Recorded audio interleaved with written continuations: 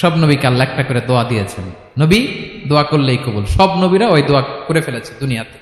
বিশ্বনবী বলেন আমি করি নাই, আমি দুনিয়ার বুকে কঠিন বিপদে পড়েও কোনোদিন করি নাই। আমি আমার স্পেশাল দোয়াটা কিয়ামতের দিন আমার গুনাহগার উম্মতকে সুপারিশের জন্য রেখে দিয়েছি। আজকে আমি তোমার দরবারে দাঁড়িয়ে কিয়ামতের দিন ওই দোয়াটা করছি, আল্লাহ আমার যে উম্মতের হৃদয়ে যাররা পরিমাণ ঈমান আছে, আমার একটা উম্মতকেও তুমি জাহান্নামে ঢুকাতে পারবা না।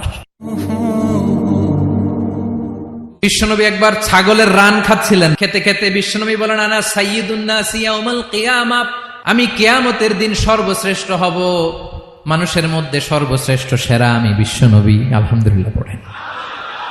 বিশ্বনবী বলেন সেদিনটা বড্ড ভয়ঙ্কর, সেদিন কেউ কারো কোনো উপকারে আসবে না, বন্ধু বন্ধুর কাজে আসবে না, স্ত্রী স্বামীর উপকারে আসবে না, স্বামী স্ত্রীর উপকারে আসবে না, পীর সাহেব মুরিদরে বাঁচাতে পারবে না, মুরিদ পীর সাহেবরে বাঁচাতে পারবে না, নেতা কর্মীর পরিচয় দিবে না, কর্মী নেতার পরিচয় দিবে না, ভাই বোনকে চিনবে না, বোন ভাইকে চিনবে না, বাবা তার সন্তানকে চিনবে না, মেয়েকে দেখে মা দৌড়ে দৌড়ে পালাবে।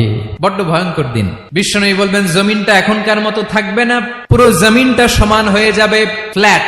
এখন তো গোল, তখন ফ্ল্যাট। সবাই এক জমিনের উপরে দাঁড়াবে, সূর্যটা মাথার কাছে চলে আসবে, সূর্যের গরমে মানুষের মাথার মগজ গলে গলে কানের ছিদ্র নাকের ছিদ্র দিয়ে বেয়ে বেয়ে পড়বে। সবাই হয়রান পেরেশান ক্লান্ত শ্রান্ত। মানুষগুলো বলবে বাঁচার কোনো উপায় নাই।